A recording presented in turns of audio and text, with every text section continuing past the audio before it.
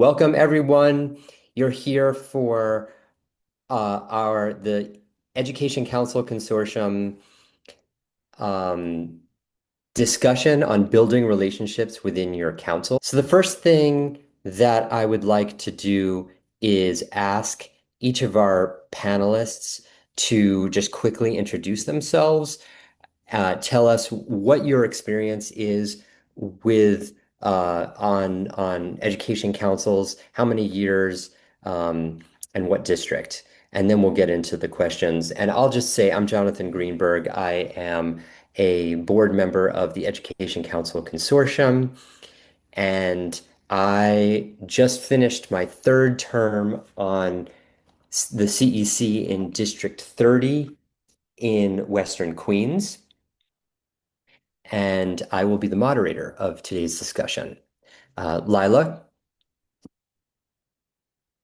Hi, everyone. My name is Lila Mejia. I'm from the Lower East Side. I served on CC1.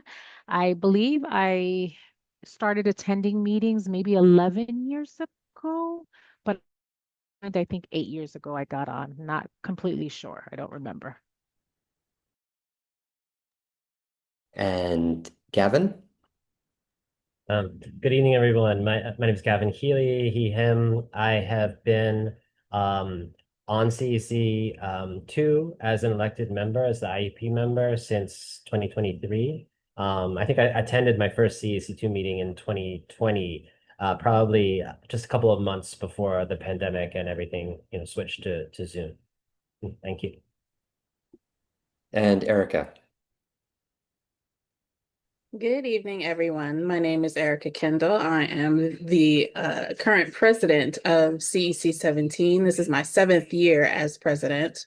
This is my 6th CEC term. And so that would mean that I actually started in 2015. Yes, 2015. So Thank you all. I think I was just learning what CECs were in 2015. Um, unfortunately, me too. um, okay, here's our first question. Looking back at the time when you first got on your council, what was the landscape or dynamic of your council? Were they all new members, half returning members, mostly returning members? Was your council divided? Did your council have cliques or camps? What was it like when you first got on? Who would like to take this question first? I'll go first, since CC1. So when I joined, I don't know if folks know of her, but her name is Naomi Pena. She was the CC1 president. Folks don't know she is the OG of education.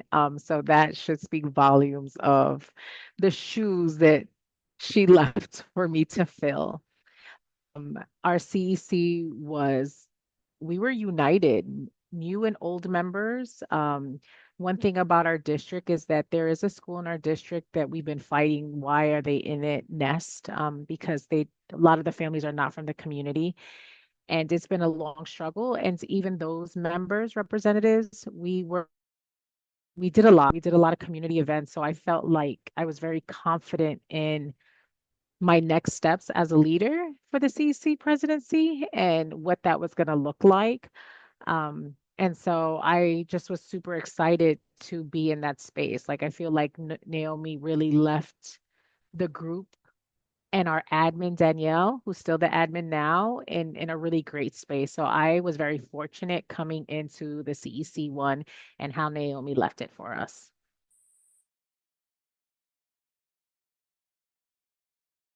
Um, Thank you. Who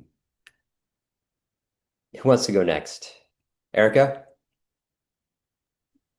Sure. So my council, For those of you who I'm assuming that you all are on the listserv for the ECC, there was an article that was shared today that was about, some of the conflict that's taking place in a district neighboring mine in District 23. And I was actually triggered by that article because that is the climate that I walked into for my CEC. There was a lot of conflict between the council and the districts. And because of this, and nobody really knew what to do about this, there was conflict within council members themselves. And so what that also ultimately resulted in was a retention issue. So less than 6 months in, there were only 4 members on my council. And so what that ultimately means is you can't do anything but the meetings that you're required to have, and you can't really have votes. And so people basically came to watch the council fight with the district. And when you're not doing anything and you're not getting anything done and there's no meaningful conversation, it makes it very difficult for people to actually want to commit. Or the people who commit are the ones who are attracted to the drama. And so the greatest conflict there is if there is nobody doing any work, there's no work for anyone to commit to. And so it's a cycle of just repeatedly starting over and over and over again. And so ask me why I stayed. I don't know, but we ultimately, were able to figure it out. But I think that the greatest challenge that we faced was just the idea that nobody really knew what this thing was. And if you don't know what it is, you don't actually know what's possible or what the limits are that you're trying to stretch.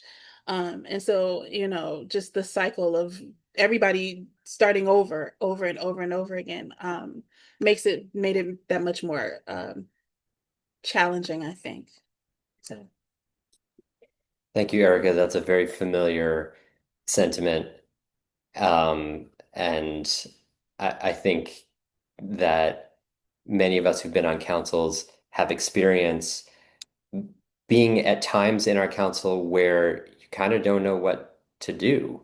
There's a lot happening around you. There's lots of schools, there's lots of activity, there's things maybe you'd like to change. But you as a council, if if you haven't established a way of working and relationships with people in your district or people on your council, then it's very difficult to do that. Gavin, how about you? What was it like when you first joined CEC2? Wow. So when I first joined CEC2, I knew that it was going to be very contentious. I had hoped that I would kind of get on and get sort of like a beachhead with some other people, but unfortunately, I was the only one, kind of who got on to the council that term in 2023 that I thought was like maybe sort of progressive a bit. We had a large block of people who were all kind of together as one group, kind of very much in favor of perpetuating screened programs, very much in favor of like ending all sort of like COVID, mitigation measures. And I was fortunate in that the borough president, after about a month, appointed two very good people who kind of had my back.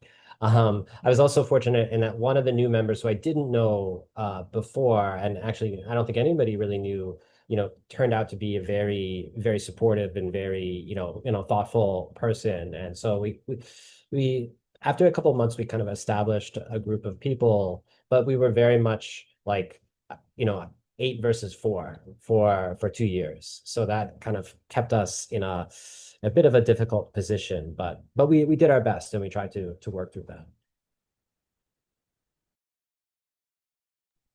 Yeah, I want to acknowledge the diversity of experience that we all have on our different councils and the diversity of our city, not just in terms of who the people are in our district, but also the cultures of our various districts and councils and the histories of those councils. And many of us who have been paying attention and reading the newspaper know some of the conflicts that have been occurring in Gavin's district and at their CEC meetings. So So the next question really follows up from that one. What then, once you got onto that CEC, you saw the state that the CEC was in, maybe you already were aware of it. How did you navigate that council? How did you create relationships with other people? What are some of the things that worked well? What were some of the mistakes that you made? Um, Maybe we'll start with Gavin here and go the other way around. So my first introduction to the council was, going into our meeting in July 2023. We had a meeting scheduled, and then promptly the CEC sent out a notice saying the meeting was canceled because we didn't have a quorum, and so we would not meet until August. And I thought, whoa, I'm expecting to go to a meeting, tomorrow, and notice went out to families. And I mean, I didn't anticipate that there would be a lot of people at a July meeting because usually in the summertime there are not as many people. Um, but it was just a sort of this collective decision. Like we have canceled the meeting, and I thought, well, nobody asked me, and and so I actually went to face. That was the kind of the first thing I did was like kind of tattle, but and I thought, well, we're supposed to have a meeting. And state law says we're supposed to have a meeting every month. And so actually Face kind of intervened and just sent a message saying like to our council saying, you know, even if you don't have quorum, you're required to have the meeting. And so we had the meeting. It was contentious. People were mad at me because I mean they said they were mad at me because I called the meeting and we couldn't do any business. We had people show up to speak and they were denied the opportunity to have public comment because they said we don't have quorum, we shouldn't have public comment. And I said, well, that doesn't, I don't think that's right either. But so that was sort of I guess it was a lesson for me in setting some expectations and boundaries. Is one is that like we have to follow state law, and it should I think should be a given, but I think it was something that I felt like I had to sort of from the get-go be very firm about. Like we have an obligation to have a meeting every month where there's an opportunity to have the superintendent's presentation and ask him questions, even if we don't have enough, people in the room to pass a resolution or vote on it. And so that was maybe one thing. One thing that I would say that worked was even in a very divided council, I think I did try to seek out some opportunities to bring people in. Like if we had a resolution that I felt was like relatively non-controversial, like reach out to even the people who I don't, necessarily get along with and say, hey, would you like to co-sponsor this resolution? And hey, why don't you take a look at this resolution and let me know if you have some feedback? And then people will come back with some comments. And sometimes I thought the comments were not really like helpful, but they were like innocuous enough that I was like, oh sure, I'll reflect that comment in the draft and let's get your name on here. And then, together we can pass this resolution. And it worked a couple of times. I mean, it didn't work with the more I'd say there's certain issues that I just knew it wouldn't work. I wouldn't even try, but to the extent that you can bring people in and say, hey, this resolution about, crosswalks or this resolution about school lunch or something that, maybe is something that, other parents can get on board with and consider it like apolitical. To build those bridges, I think was helpful. I want to follow up on that, Gavin. When the borough president appointees did come into the office, into their office and joined the council, what was your experience then? Were there challenges in terms of working with them? Were there lessons that you learned from finally having some people who were your allies on the council? So I think having the two borough president appointees came in by August. Well, one of them had actually been there before for the last few months of the previous term, so had a little experience. But they were both people who had experience in SLTs and PTAs and had a lot of experience just in education in general. So having them there in the room, I think provided some moral support, certainly in terms of going into a meeting and you're not feeling like you're the odd person out. There's like other people you can like turn to during a meeting in a difficult moment and say, "Oh my God, I can't believe, she just said that," and they're like, "Yeah, I know," and you don't feel like you're alone. And so that, I mean, I think that's important, is to have that kind of moral support. And just in terms of getting together before the meetings, and you want to, maybe write a resolution, or you want to ask the superintendent for certain data, and then you have someone you can consult with about that and talk about, like, well, what is the data we're looking for from the superintendent? And then so when you go to the superintendent, you can, you know, be on the same page and prepare that. So like having that kind of support network, I think was really important, and it was helpful to not burn out. Like I think there's always a risk in these volunteer positions, is that we will try very hard, we'll go in, great guns, and we'll just like get tired. And so having other people there to like share that burden and commiserate with, and trade experiences with, and like tap for knowledge and inspiration was extremely helpful. Thank you, Gavin. Erica, how did you navigate the relationship dynamic within your council? You mentioned that there were at one point only 4 members on the council. What was that like? So what I can tell you is that for a lot of communities and a lot of districts, folks don't really know what this space can be used for. So, if you think that this is just the monthly meeting, then you show up with all of your baggage for the monthly meeting. And you show up with all of your drama and all of your complaints and all of your criticisms for the monthly meeting, because that's the only time you actually have to to discuss ongoings within the district. And so in my district, we basically, every complaint that anyone had about anything ever would just come out at the CEC meeting. And so, people would show up, number one, because they wanted to watch the drama, right? Like it's your own personal soap opera. But also you kind of feel like you need to be on surveillance. Like, are they talking about my school? Like, are they talking about us over there?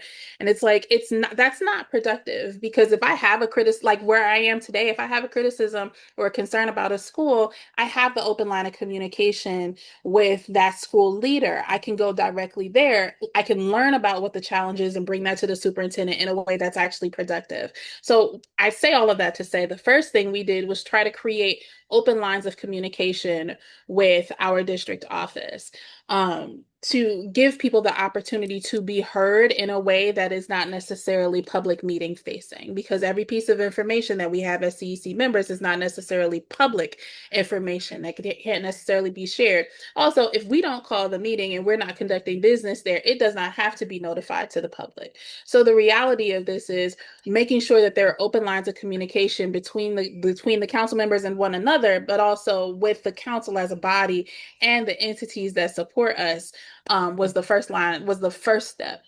The second step was giving people the opportunity to actually share why they came. Why are you here? What do you care about? And then using the answers that people give to try to formulate what the council's plans are going to be for the entire term. And the thing that I learned in doing this, is to take everybody's ideas, the things that people care about, try to find ways to marry different parts of what it is that people care about, use that to formulate your committees, your groups, and then pair those people together to work on those initiatives. And then you are bringing work to the council. And a lot of times I get parent leaders who are like, well, I don't know, like, this is what I care about, but I don't know what to do. That's okay, because there's a nonprofit somewhere that's getting paid to do it. And so all you have to do is go to them and say, hey, we want to invest in this work in our community. That nonprofit already has a nice little brochure of stuff that they can bring to your community. And you just have to be about the business of bringing them here. And so explaining that to folks and saying, listen, this is the work. It's not these meetings. If you have a complaint, we have open lines of communication everywhere. If you have a concern, let me know. Because at this point, I've been here long enough. Folks know if I'm calling this because I'm here to help. I'm not here because I want the tea or I want the drama. I'm not a drama person. But if you want to do the work and this is what you care about, we can find a way to partner you with somebody who, or partner you with an organization to help get it done. And we've been able to increase the amount of work that gets done, and that increased the profile and the reputation of the council. So now it's not just, oh, I ain't got time for that. That's drama. It's, oh, let me see what's happening at the CEC meeting, or let me see what they've got going on. And, it's not always a W, right? Like last year we had a really contentious issue in our district because we had to support the phasing out of a school to support the creation of a school in our community, the Central Brooklyn Literacy Academy, which, to Layla's point, is partly created by Naomi Pena, who is the GOAT from CC1. So we had to do that work, and that was very difficult. But because the council was clear on what it was we were doing, clear on the data, were given the opportunity to ask their questions and have them all answered, the council showed up and stepped up, and at every meeting the council was present. At every PEP meeting where District 17 was discussed, my council was present. Every time, like, these were people who felt fully empowered because their concerns were heard. They were given the opportunity to act on them. They were given the opportunity to act on the work, bringing something meaningful that they could watch the community benefit from in real time. That is meaningful. And so I'm happy to acknowledge that all of my council members, except for like 3, returned, and the one who couldn't, just because her child aged out. And that matters to me because, as somebody who watched my entire council turn over 2 times, except for me, that means something, because that's that much less work that I have to do, making sure that people understand what the CEC is and what it can be. So I think, if I were to summarize everything that I said, number one, making sure that you front load information for people so that they can understand what this is and what this is not. Number two, bringing people together so that they have the opportunity to share what it is they care about, what brought them here, so that they can feel committed to the work because they're doing the work that matters the most to them. And then number three, making sure that you do not, dismiss anybody's questions or concerns, that everybody gets their answers, everybody gets their data, everybody gets an understanding, everybody has their questions treated with respect, and their persons treated with dignity, so that when they are asked to show up, they feel good about doing so. So that's my answer. I have a follow-up for you, Erica. When you say bring people together so that they can talk about what's important to them, what does that actually look like? Are you talking about having, in like informal meetings, formal CEC meetings, one-on-one conversations? What does that look like? So I have to give credit to one of my council members, Ms. Thais Fullerton, because one of the things that she had always pressed me for was that we needed to create a retreat. And so what we do is we take a Saturday, and we do it once a year. We take a Saturday. I think we probably should do it twice a year, but we do it once a year. We take a retreat. We take a Saturday. We cater it. The local restaurants, we give them the opportunity to cater a brunch. And so from like 10 o'clock to 2 o'clock, we are in our office with all the eggs and the pancakes and the coffee and all of that. And with the big giant, whiteboards and the big giant notepads, and we're sharing ideas, sharing thoughts, sharing who we are, why things matter to us. There are lots of people who have very personal stories about why certain things really resonate with them in a specific way. Giving them a space to share that with one another. The last retreat that we had was actually really beautiful. Folks brought their kids, and we got a bunch of toys in the office. And so, folks bring their kids. We've got all the chargers. So the kids got their iPads, and we need them to have it. And it got emotional. Folks were crying. Folks were like, really just connected with one another. Like, it hurt to end that last CEC term because folks had done so much emotional investment. And so, the retreat is a big thing, number one. Number two, I also do professional development. Last term I did it, for 6 months. or for 4 months, every 2 weeks, we came together and I talked about a different part of school governance, of CEC, of the politics of, education. This is my thing. One of the major work that I do for the ECC is related to charter policy. And so I, of course, dedicated time to talk about that because obviously, hello.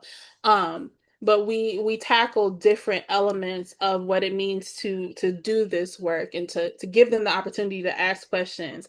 And so it's like a 45-minute session every couple of weeks. And I just say, okay, I start out with, okay, what questions do you have about what you've seen over the last 2 weeks? And sometimes the news is very spicy, and I have to say, because I know what you've seen in the last 2 weeks. So what questions do you have?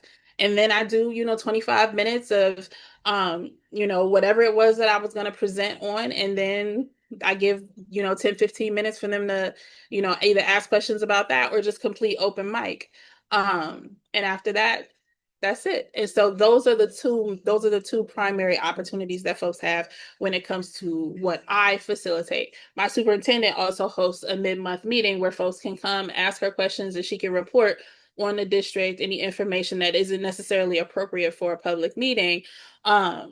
And to give us the opportunity to kind of just share concerns that we have that, again, are maybe not appropriate for a public meeting.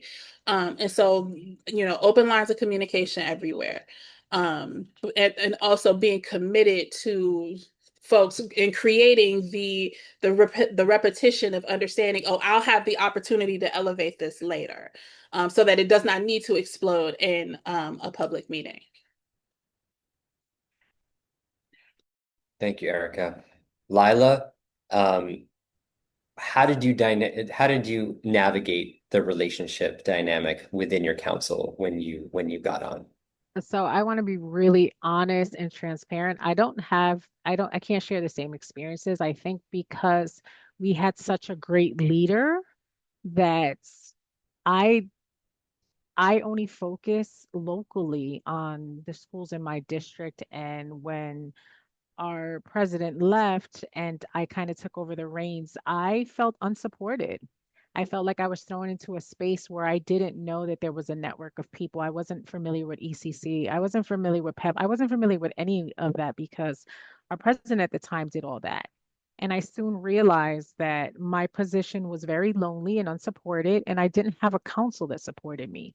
Um, I also realized that we struggle with engagement. We don't have 20, 30 people coming to our meetings. We'd be lucky if we had five. Sometimes, depending on if there was an issue at a school, we'd have some.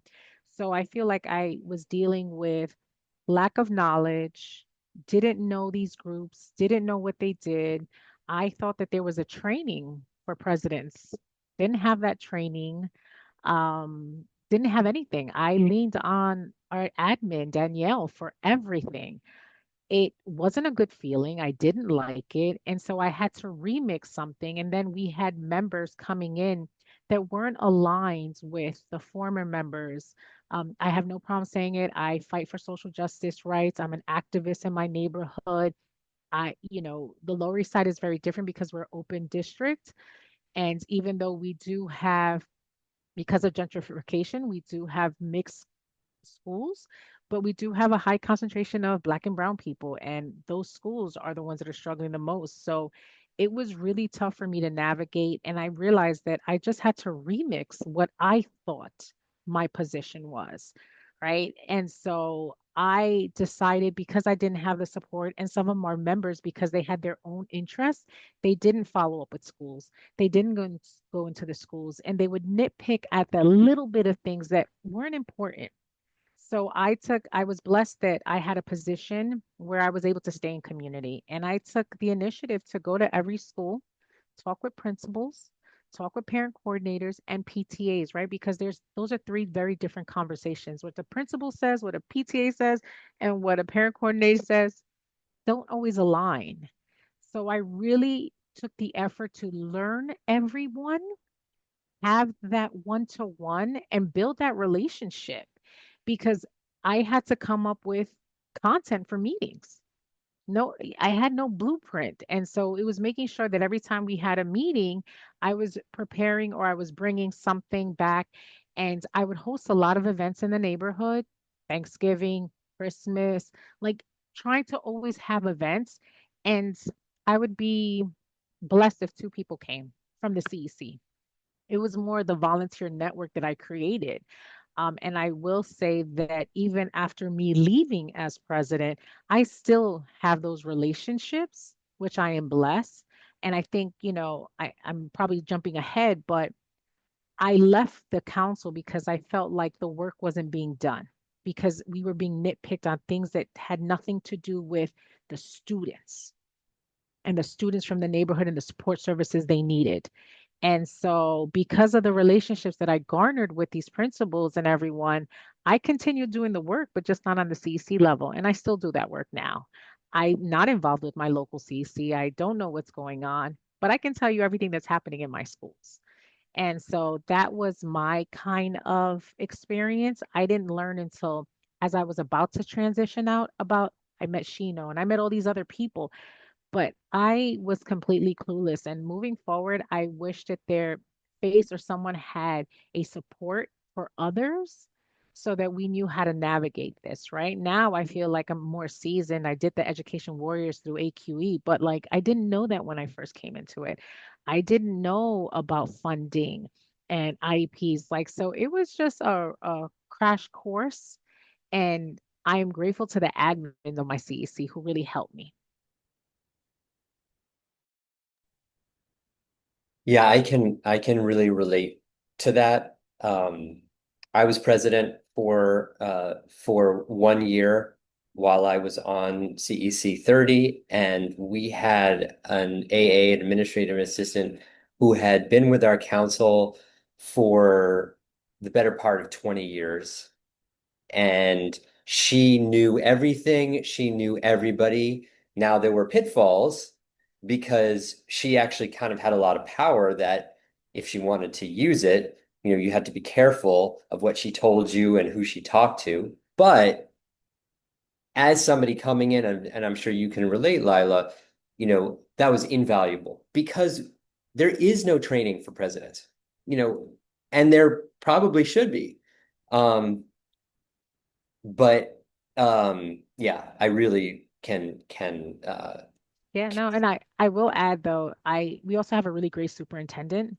And so I think it was the strength of these two leaders, my superintendent Carrie Chan, Danielle, that they more Danielle supported when I was just like, "Hey, I want to do this." And she was just like, "All right, do it." Like it was never, and I was like, "But the council." She's like, "Well, whatever the council says, we don't care because you're the one who's going to be leading it." And then it was also making sure that part of my work was bringing visibility of what a CC is. So many people were like, well, what's that? What's that? What's that? So I kept creating spaces for parents to speak. And then I found that my work as a president, I don't know if I was a president because I found that I was doing more advocacy. I was going into meetings with parents because their kids were being bullied and they didn't know. And I find that I still to this day have parents calling me up like, "Hey, can you come and we have an IP meeting?" Or who do I go through navigating? And I still would like to create spaces for parents. And it's trying to figure out what does that look like and how you could be supportive. So I think that out of the CEC, I became more of an advocate for education for my community. Um, so yeah, that was my experience. That's not a bad result, Lila. Um, so the next questions are kind of connected. I'm going to ask them all as a bunch. Um, when you came onto the council, or after you got on the council, there were other members who had relationships with each other, and they had relationships with schools or with principals or with administrators in your district. And sometimes, as we know, people can feel entitled to those relationships. They can feel like you're stepping on their toes. How do you deal with these kind of social dynamics, political dynamics within your council? Who'd like to take that one? Can I take that one? Oh, yeah, yes. Let me. There will be plenty of time. to do that, Simone. And we're going to be done with our panelists very shortly. So we'll open it up in a few minutes. But Erica, I saw your facial reaction to that. Would you like to talk a little bit about that? Oh, can you repeat the question? I Yeah. bust out laughing.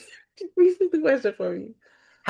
How do people have other council members have relationships with each other? They have relationships with principals, Okay. administrators. Yeah. How do you manage that? So listen, I will never forget watching the council presidency turnover twice. And as the second woman took office, and she was like, well, the first woman was still on the council. She's like, well, you're not helping me with anything. And the first president said, what do you want me to do? Cut open my head and spill out all my relationships? And I thought that that was such a, like, that's not the way to interpret that, right? Like, that's not like the work still, like, whatever work there could be, whatever this could be, whatever it is you did, do you want a continuation of it?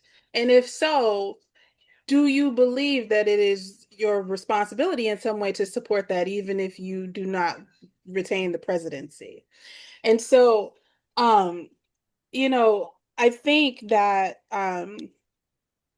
like I said, because the relationships like between the district and the CEC were complex, what that also meant was my superintendent at that time was telling everybody, don't work with the CEC.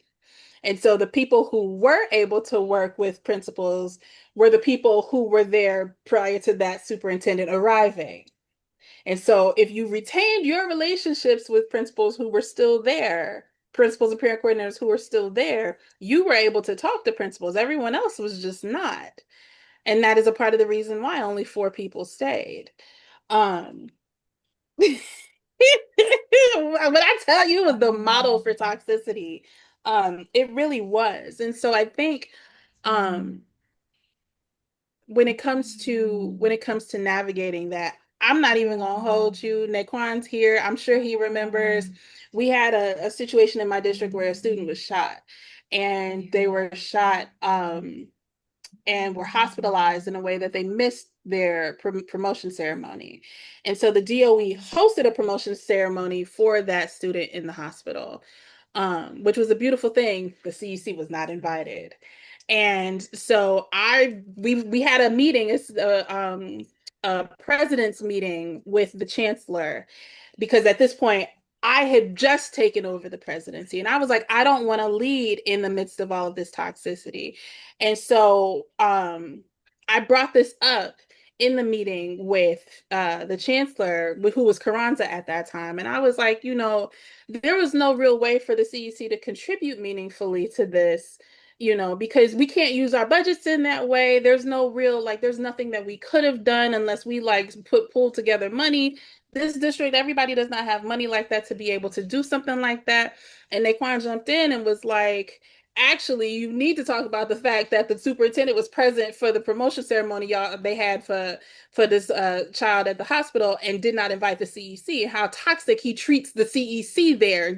Like, Naquan went up for me. I got really emotional. I like left the room, and like DOE staff chased me and was like, are you okay? And I was like, no, because if students are getting harmed and we're not included, we're not seen as a part of how to address that or how to support that or love on those families, something is wrong. And so we need help.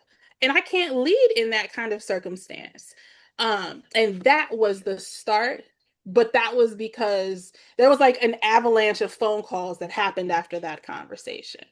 And so sometimes what's happening is a toxicity to the degree that actually kind of violates some regulations, right? Because if the regulations say we're supposed to be working with principals and we're supposed to be in the schools and we're supposed to be doing this, and there's somebody that's a DOE employee that's explicitly blocking that, that's a violation.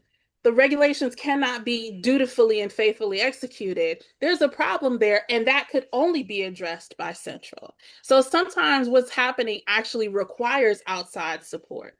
And after that point, we buried the hatchet. Like, we had what I call, or what I have known to be called in my day, a lemon squeeze, which is basically you get out all of the bitter stuff and then eventually you make lemonade. And so the You know, we had some real heart to hearts about the toxicity of the council prior to my taking over. We talked about what it means, what working together looks like. You know, what is it that my role is as a CC member? What is the district office's role in whatever work we're supposed to be doing? And laying that out, I was able to take that after, a few turnovers of the council, because the toxicity, of course, people are attracted. Some people are just attracted to that. So that's what they came to fight. And so that's what they intend to do. Um, Eventually getting to a point where, after learning as a leader, after learning the things, like every time the council turned over, what went wrong? What should I do to make sure that we don't repeat this? And then as you continue to learn from that, you eventually just nail it. And so, I think that and I stand by what I said earlier, that the responsibility really is, making sure that people know what this is and what it can be and what it's supposed to be. And then also, if you have goals, your goals very well may align with your district team. And so the cliquishness and the relationships and all of that, you want to expand it because you know that there's good work that people can benefit from on the other end of that work. And so the doing that work with fidelity, really, of trying to build those relationships and show that you all have a congenial relationship and that you are legitimately caring about the kids, and you're bringing in resources that people want to talk to you and people want to talk about the work they're doing in your community. Other people who want to do the work are attracted to that. And so the problems tend to sort of fix themselves. That the in the way that you don't have to do a whole bunch of talking about the work of your own work. Other people will talk about you for you. Other people will talk about your advocacy for you, and you don't have to beg people to come to the table. They want to be there. And so I think, if there was anything that I could try to encourage people to think about, is just to really ask yourself, what do I care about here? And how can I bring that into, what does that need to look like in this community, and who could I bring in to support that? And those partnerships will start to multiply um on their own, and that will start to change the nature and the climate that you're working in. Anybody have anything, any panelists have anything to add to that before we get to our final question? I think I would just everything that Erica just said, speaking to the CEC one, I was left alone to do everything. So we never had issues to that extent because the relationships are all garnered by my efforts. I was the one who had the relationships with the elected officials. I was the one who had the relationship with the organizations. And so whenever either the schools or elected officials or organizations called, it was because of me always trying to be in community and always trying to get the other members to come in. We tried reviving the committees, and it just, when your members are just, I think that it came to a point where I felt like some of my members were just there just to be there, just to put it on their resume that they were on a CEC. It was a bit frustrating. And so I knew that the work had to continue, and I just continued doing it with the folks who were somewhat, interested. But I think that our biggest fight in CEC1, and I think it's still going on today, is engagement and bringing people together. So we've never had issues of like, as far as like some members having conversations with elected officials about things that didn't align to us. I can't personally say that I dealt with it on my time. Even when I wasn't the president and Naomi was the president, we always let her take leadership in everything. We always made sure that we had government legislative breakfasts to talk about the things that were happening in the neighborhood and what was like the top 2, 3 things. Of course, it was after school, small class sizes, were things of focus for us. So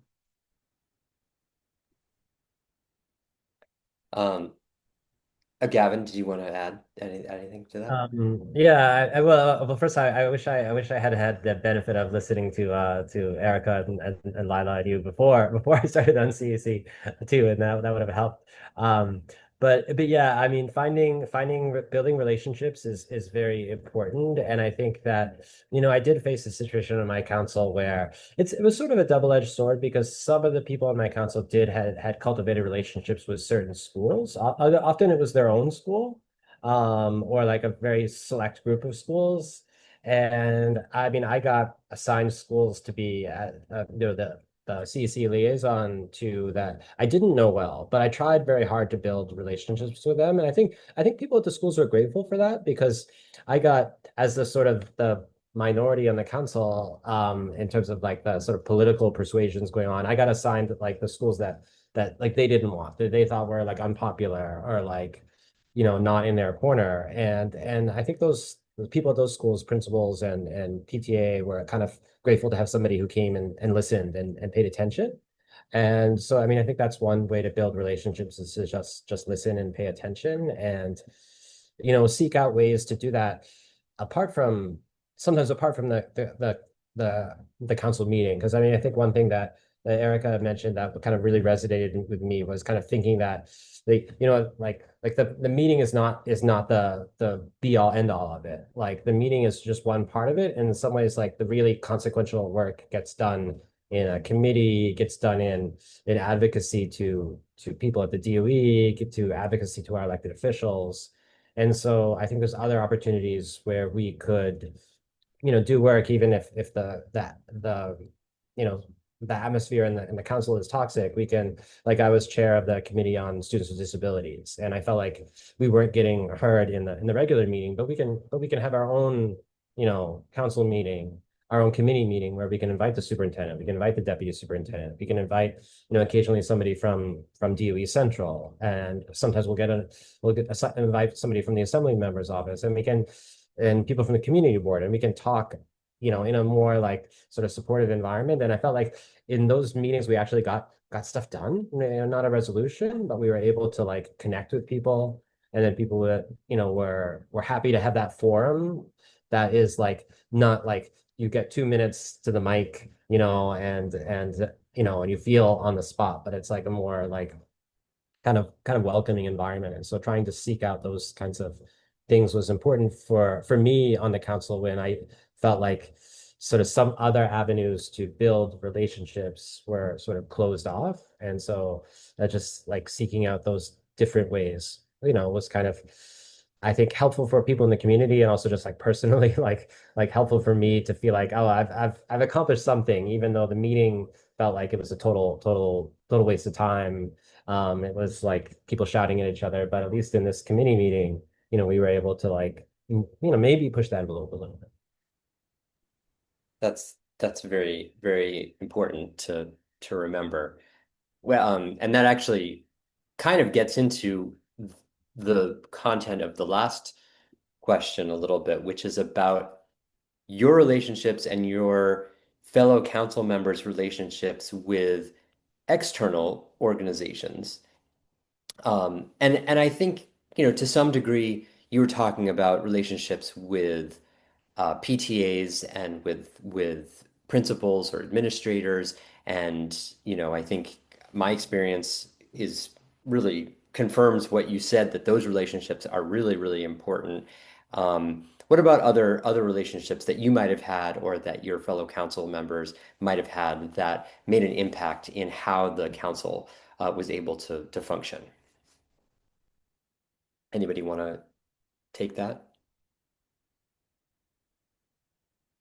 Gavin, go ahead. Well, yeah, that was particularly important for me and our council. I mean, some of it was me reaching out to people. We'd see that people from assembly members' office would attend the meeting and then, maybe send them an email, like, invite them to talk. We built up relationships with the local community boards, which was easier to do through because the borough president appointees are appointed by the borough president and also the community board members. And we had people in the education committees of local community boards who felt like we're more aligned with what we wanted to do.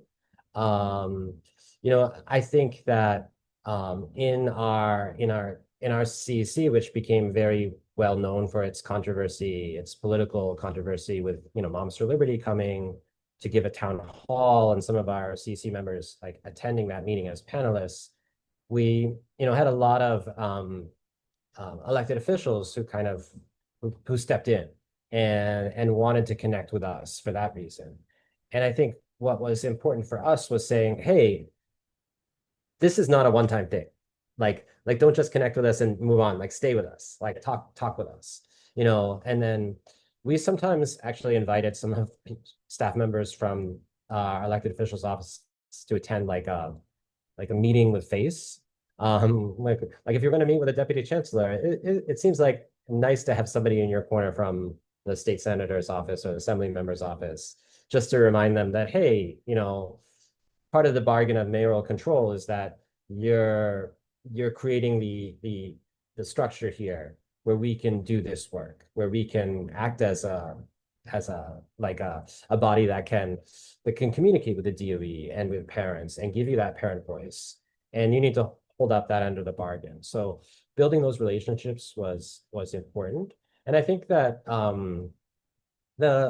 I think the elected officials in our district were pretty receptive to it. We're actually a very big district, so we have like 8 different city council members, covering us, like 7 different community boards. So there's like if one isn't responsive, try the next one, and there's always ways to get them focused with particular schools. Just one other thing, and then I'll sort of pass it to someone else, is that like we had a school, like a District 75 program in one of our schools had a problem with the AC not working on a really, really hot day. And it just so happened it was like a couple of days before like the primary elections.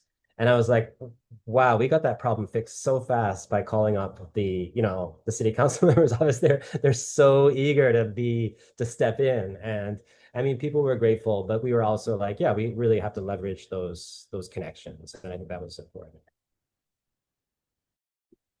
Yeah, I'll add to that relationships in your community, whether it's with elected officials or other community advocates or principals or teachers, if those people show up to your meetings, it can really change the dynamic of the meeting. They might not be council members, they might not get a vote, but you feel it in the room when people are there who may be on your side, who you have relationships with, who trust you. And so I think those external relationships are very, very important, not just because it helps you get the things done, policy wise that you need to get done, but also because it can help your council to actually function better and really represent your needs. Lila, I know you have a lot of relationships outside the council. How did that show up in you've already talked about it this a little more, but is there anything else you wanted to say about how that impacted your work on the council? Um, because I wear many hats in my community, education being one of them, I do housing advocacy, environmental justice. It was just really me merging all the work that I do into every space that I am, but always making sure that education is on the forefront of it. I think that one of my biggest highlights was arrived families started coming into our neighborhood. District 1 was kind of the last wave of schools coming in, like families coming in. I know a lot were going into the different boroughs. And so it was hosting a resource fair and making sure that like I called all my contacts, making sure CBOs were there, elected officials, and providing real tangible resources, providing also food, providing haircuts, right? Things that we thought we needed. It was things that was my highlight, right? That I was able to tap into our networks and also tap into my community. I will say though that the Lower East Side, historically, we have always worked together. Organizations, either we're fighting displacement, we're fighting, gentrification. And so I am blessed that we can call and they come running together. So I think that we have been fortunate in that aspect. I think that the only thing that I wish I could have done differently is Erica had mentioned how she did like these kind of trainings retreats. I didn't do that. I, you can't force your members to do things. You have to kind of remind them, hey, you committed to visiting schools, you committed to being involved. But it's tough when half of your members are not even from the neighborhood. And so, I don't think we have that conversation. What happens then if I get it, your child comes to school in my district, but you don't even live here. So how big is your commitment to education? Or is your commitment only to your school? Or is your commitment only to your child? And so I dealt with that. And you don't want to call out people, right? Because we were looking, I think we always had an empty ELL space. We always had an empty IEP. So I was looking for folks, couldn't find them. And I was also trying to looking for folks who were from the neighborhood and had their kids in the school, not just folks who dropped them off and then they left. Like they just weren't woven into the fabric of the fight that I was trying to fight, or at least trying to bring together and nurture. I think that there were just so many different paths, and it was hard. I loved it, don't get me wrong. I had an amazing experience on the CEC, wouldn't change it for anything, but I just, I think that Face failed as far as being supportive. Everything that I asked Face to do, help out, the organizations in my neighborhood helped better than Face. And Face is supposed to be your one-two person, your liaison that you always had. They were the worst people in the world. So yeah. Um, yes, and I'll also say, coming from another large district that represents many different neighborhoods that are not necessarily connected to each other, that when you don't have face and you have this large district with lots of competing, organizations and people and connections and relationships, it can be very, very frustrating. I want to move on to questions. We have a lot of people. Erica, did you have anything you wanted to add to that before we get on to that? Well, I was laughing at Gavin because my little bitty district in the middle of Brooklyn, I got 5 city council members, four senators, six assembly members. Like it is so dumb. It is so dumb.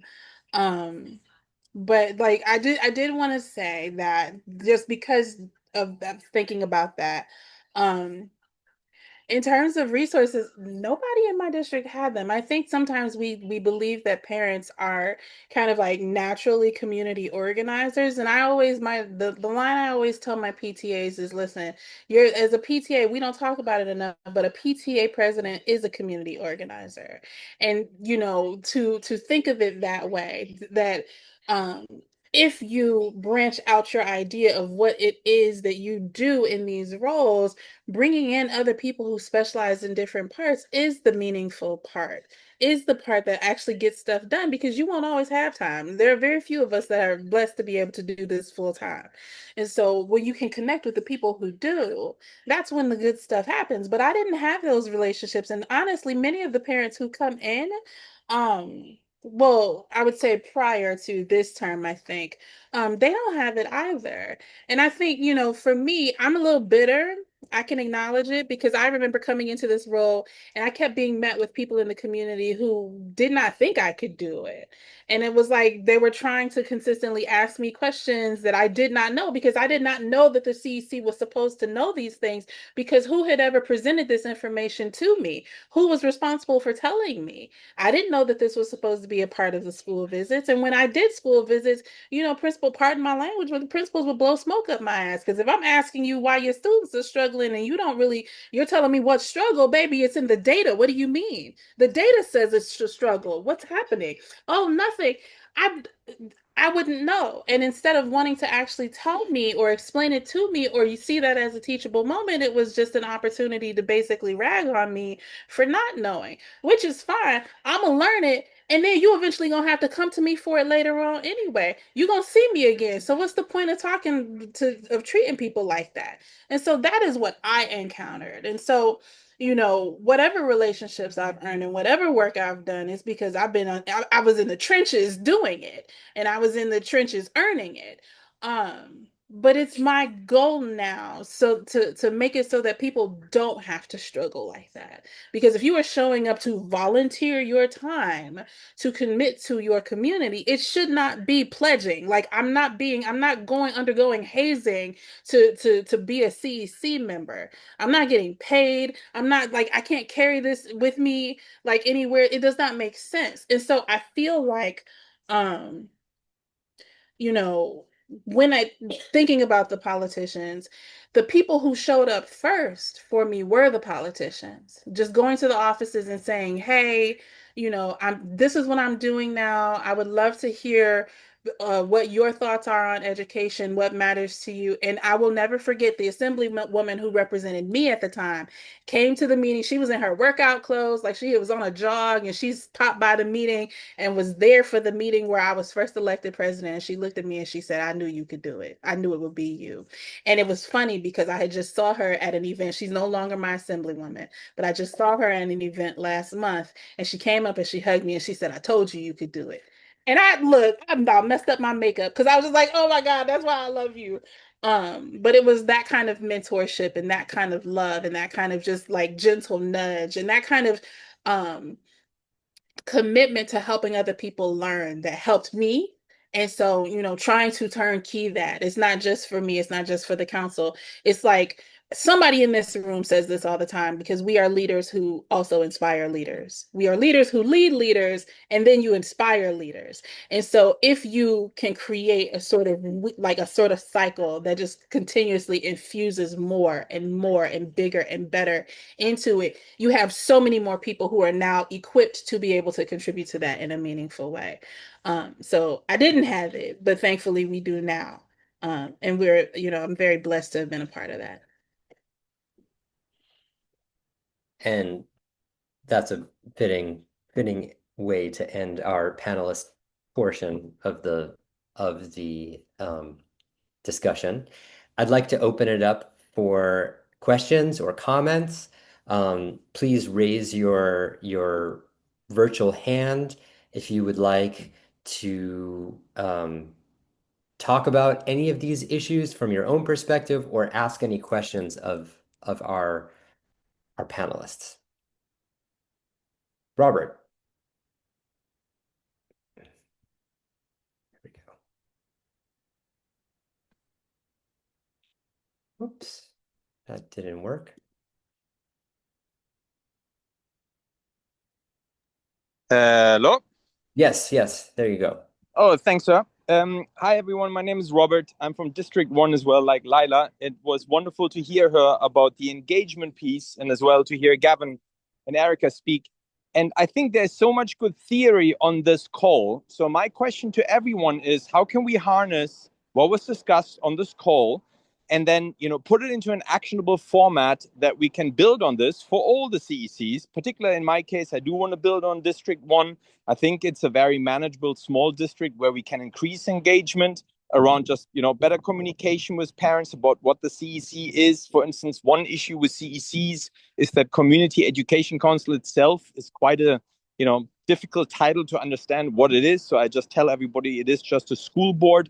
And then, what was said about PTA presidents being natural community organizers to harness, and drill down on that one particularly because the beating heart of the New York City public school system for advocacy and for everything for all parents is the individual PTA, from where it goes to the SLT, for where it goes to the CEC, and then everything that is above is just parent volunteer professionals who have gone down that route, but the normal parent never starts there. So just again to the group, including Shino, how can we harness this and how can we push out some good strategies to make this work for everyone on the back of this great call? Great question. Anyone on the panel like to go ahead, Erica? Sure. So what I think, and it feels a little bit more difficult if you're not like council leadership or you cannot influence council leadership in a real way. I think what you do first and foremost is to keep in mind, and I think that when it comes to helping people understand what the CEC is, I always straight up go into mayoral control. I say, you know how you hear about school boards? Well, we don't have that. The CEC is what we got instead of school boards because school boards were taken from us. So when it comes to decision making, that all relies on the chancellor, and that role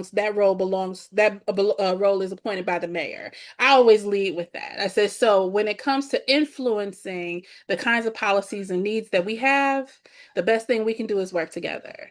And so the best thing that you can do, and this is you being whoever it is I'm talking to, the best thing that you can do is whatever kinds of community you can build on a ground level is super important. And so I try to help people understand the organization structure. Like on the school level, which is the most important foundational level, you have your PTAs, you have your SLTs, so on and so forth. On a district level, you have your president's council, you have your district office team, you have your CEC. And the CEC, we are the ones who talk about policy. And so if there's something happening in your school that you don't like and you took it to your PTA or your SLT and they said, well, this is what the DOE said we have to do, then you come to us and you come to the CEC and you talk with us about what you dislike or what you do like or what you think needs tweaking. And then what the CEC can do is we can pass a resolution saying we either support or we oppose, and this is why. Because that's the function, that's the structure of a resolution. Whereas these are the things we have noticed, therefore be it resolved that we want you to change X, Y, and Z. And that is how you build the kind of groundswell and power necessary to start making Central pay attention to your concerns, both as a CEC, but also as a community. And then the community also gets the opportunity to see you as a leader.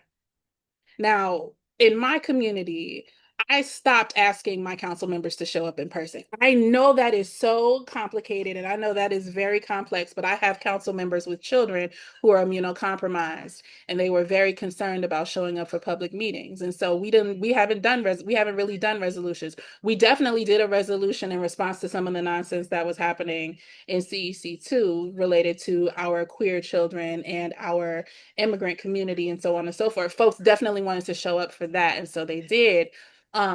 But I don't do that. I instead make Central come and answer for themselves. This is a policy you all want to stand on. Come and explain it. I also make it clear to the community the superintendent does not make policy. The superintendent is an overpaid compliance agent. So like when it comes to having actual concerns, like you can be mad about execution or what the policy is, but folks are just following the regulations. If you want to change the regulations, we can do that. You know what I mean? Like you have to give people information so that they can, because they will follow the path that you are laying for them because it's very clear.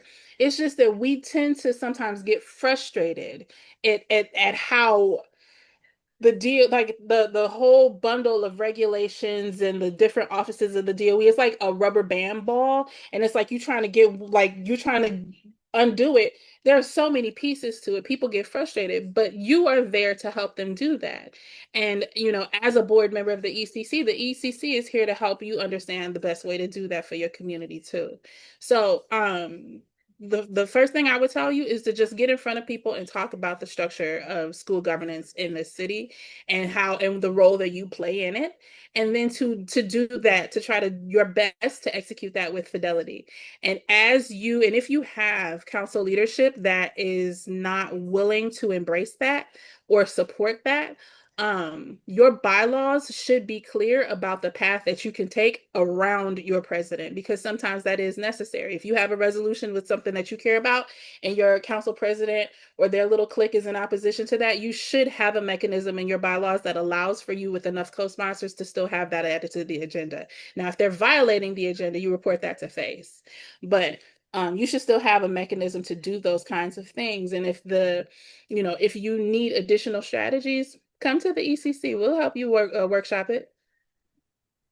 Thank you, Erica. I think there was another aspect to that question, if I understood it correctly, Robert, just about how we communicate some of the things we might be learning in this very space right now to the wider community of CECs all across the city. I mean, I'm always struck. I've known Erica, since I started I remember my very first ECC meeting in 2019, And I was like, who is this woman? She was so powerful, and I learned so much just from hearing her talk. And I'm always struck, now it is 6 years later, and I'm still learning things, and not just abstract things, but concrete, practical things that councils can do to work together better. How can we get those ideas out to this wider city of 32 CECs, um, you know, more quickly than 6 years later, right? You want me to answer? You 'Cause can answer that, sure. Okay, I think that it's hard, right? Because I think we sometimes want to control things that we can't. There's no real way for us to do that. I know that that's the most like that's the goal, to be able to have everybody come in on the same mission, the same understanding, and be able to ideally move towards the same objectives, right? Like that would be great. But there's some people who literally just came to disrupt. There are some people who came to prevent progress. There are people who showed up explicitly because they do not want the things that the Education Council Consortium wants for this city, and the things that we try to teach and encourage people to want for this city. And so we have to acknowledge that. As much as we might want to control that kind of that variable, we can't. And so I want us to think less about trying to get it to everyone and more about how can you embody the things that you've learned here. We've recorded this, we're recording this, so the folks who are aligned with our mission and vision, those folks will be able to connect with this video, and they'll be able to see it. And so the best thing that you can do is to model this for people, because you can't, if a person is not asking the question, they don't necessarily want the information. But folks who are curious, they'll watch the video, or they'll see what you're doing because you are modeling what you've learned here, and they will ask you. And that is your opportunity to help spread the word, and then just kind of like spread it. That's the best way to do that. And if you are, if you encounter people who are kind of excited by the work that you've begun doing because of what you've heard here, and they want to know more, direct them to the ECC. Let them know about us, and that we, if you are somebody who cares about every child and not just the chosen few, that we are a place to help you do work that can actually benefit every child. I think that's the best way to do it. I know that there are folks who just legitimately show up for the drama, for the chaos. Maybe they are the chaos agent. And so the best thing you could do is not pick up an alcohol habit and dealing with them every single month. Sometimes that is the best thing you could do for the community, is stay sober. And I'm saying that personally. So to know that, just try to find ways to fold this into the work that you want to do, or find ways to expand the work that matters most to you if you are on a contentious council, which I know some of them still exist, unfortunately. So yeah. I want to get to Lourdes's question from the chat. And Lourdes, you're still here, so if you'd like, you could come off mute and ask it yourself, or I'm happy to read it if you'd prefer that. Sure, I have no problem reading it. Okay. Good evening, everyone. So what do you do when we have council members who are constantly disrespecting everyone? And what I mean by everyone is FACE, the superintendent, the principal, even council members, et cetera, because the line goes on and on. Working in silos, allowing former members to run the council from behind the scene, and focusing on personal agendas instead of the education of our scholars, or the work that they were elected to do to represent our constituents. This is a real situation. We can hear it in your voice, Lourdes, Yes, it is very real. And I think some of us have also dealt with this in our districts. What might we say, Lila, Gavin? What might we say to this question? I will say this. First of all, thank you, Lourdes, for sharing that with us and letting us know. We had something similar, and we went to our bylaws to see what we had written and realized that we had nothing in place for it. And it showed when folks were being disrespectful, and FACE did not assist. I had, I, and I'm going to lean more to Erica, who probably has more knowledge on this. I think that what happened in our district is that we tried to change our bylaws, but because we had members who didn't align with us, it was a fight. And I can honestly say I stepped down as president because I could no longer handle it. It was just overwhelming, and I felt that it was more of them than us. And I couldn't deal with, I guess, the heat. And so that was what I did. Looking at it now, I should have stayed. I should have stayed longer and fought. But even looking at, and Robert, who had the question, was on the CC, and I know that he stepped down. Um, Unfortunately, it just, yeah, I have nothing more to say, but I just do want to say that we experienced that in CEC 1, and we did not come into a solution for it. I just want to add that sometimes one answer is to try to campaign, help others get on the council and replace those people who aren't working with you. And sometimes the answer for you is maybe you find other avenues for your advocacy. A lot of us have scars from being on the CEC, from being whether we were president or not. And I look back on my time with CEC and on the CEC, and I have mixed feelings. I think I'm proud of a lot of work that I did, but also I have a little bit of trauma from it. And was that worth it? I don't know. And I totally respect everyone who says, okay, here's where I can make a difference, and it's not the CEC. Sometimes we need to say that. But for many of us, we still want to do that. We still want to be on the CEC. And that's partly, I think, what this discussion is all about. How can we be more effective? How can we create those relationships and make this experience and this body work better? No easy answers, Lourdes. Anybody want to add to that? Yeah, one thing I would add is because I'm definitely still on my council currently going through some of these same issues, and what Lila described about there's nothing in the bylaws that covers it. FACE is telling us look to your bylaws, and people on our council aren't amenable to amending the bylaws to establish a code of conduct or something.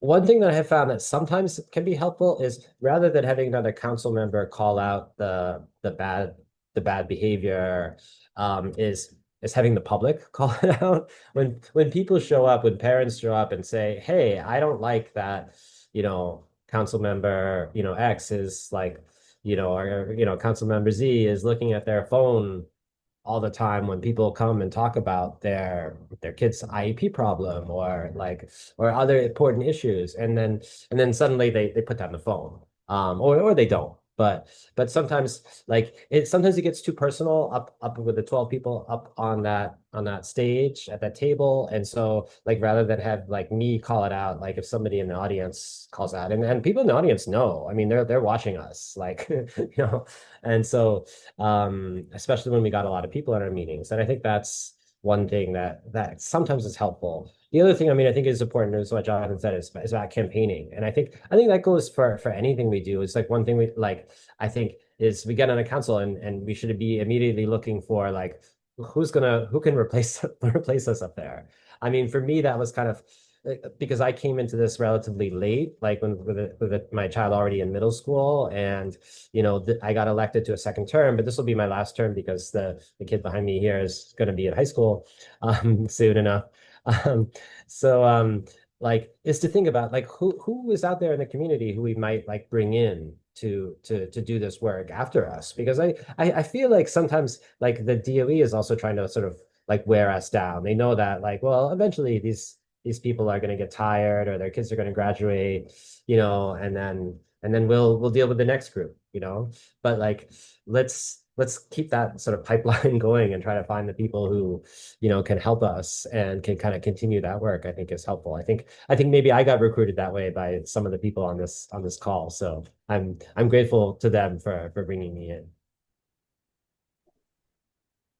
We have about 5 minutes left, and I wonder if there are any comments from anybody on the call, things that they've been thinking about from their experience, or things that they would like to add to this conversation.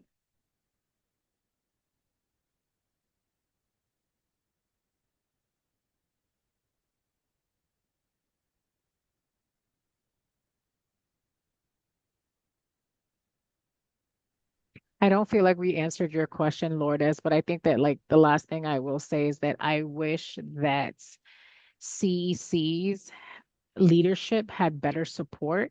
And I don't know if that starts with like the admin coming together and supporting, but I do realize that in my time, I never went to another CEC meeting. The only time I went to another CEC meeting is when I used to work for Jamani Williams, the public advocate. So I think that that kind of it, I wish that, like the district presidents, they all meet with each other, they set times. We didn't have that. And if we did, I wasn't a part of it. And so I wish that there was just more support in that aspect. And I don't know if that's something that people who are on the call right now, if that's something that they can do moving forward, and try to support. I think Shino has a question or Shino, go ahead. Yeah, it's not really a question, but the ECC is organizing CEC presidents from councils that are aligned, or the presidents who are aligned with the ECC mission and values. So we will continue to do that, and we'll continue to develop those leadership. Yeah, I also wanted to what was I going to say? I was going to add that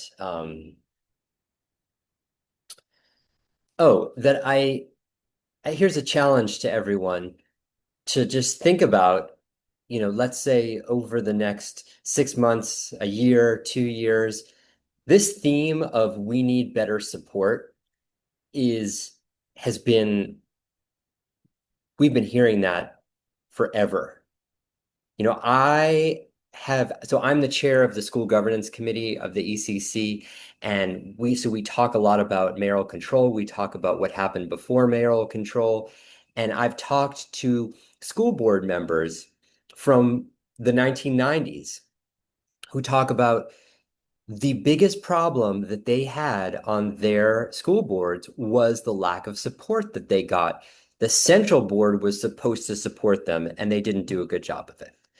So I would like to just challenge everybody to think about what might a better support system look like. If we can end mayoral control, what would it look like in your district? What would it look like across the city? That's not something you need to answer now, although if you have a quick comment,